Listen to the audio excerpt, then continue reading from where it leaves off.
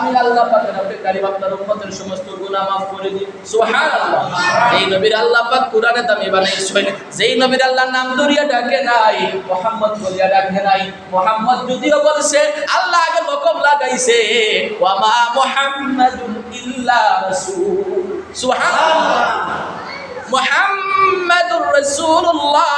আমার আল্লাহ পাক আমার নবীরে তো সুন্দর করিয়া ডাকে, কিন্তু আমরা উম্মত হইয়া নবীর সাথে কটূক্তি করি, নবীর শানে কটূক্তি করি, নবীর মিলাদ নিয়ে কটূক্তি করি, নবীর সিরাত নিয়ে কটূক্তি করি, নবীর আখলাক নিয়ে কটূক্তি করি, নবীর চরিত্র নিয়ে কটূক্তি করি।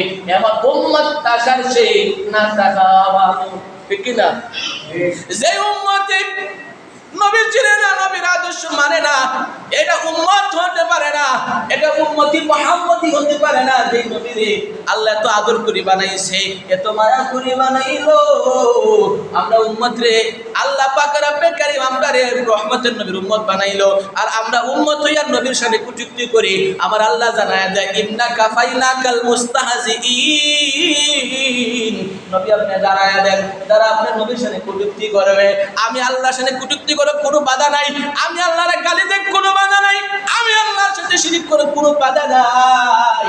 যদি আমার বন্ধুরা অপমান করিয়া কথা কয়, যদি আমার বন্ধুরে কটূক্তি করিয়া কথা কয়, আমি আল্লাহর ঘরে গায়ে লাগে রে।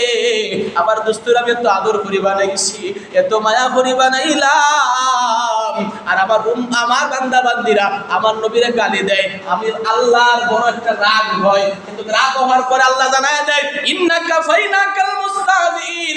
নবী আপনি বলে দেন, যারা আপনাকে নিয়ে কটূক্তি করবে, আপনাকে নিয়ে তামাশা করবে, মস্করা করবে, আমি আল্লাহ পাক ওই সমস্ত জালিমদের জন্য, মুনাফিকদের জন্য, কাফির বেঈমানের জন্য আমি আল্লাহ একাই যথেষ্ট। সুবহানাল্লাহ।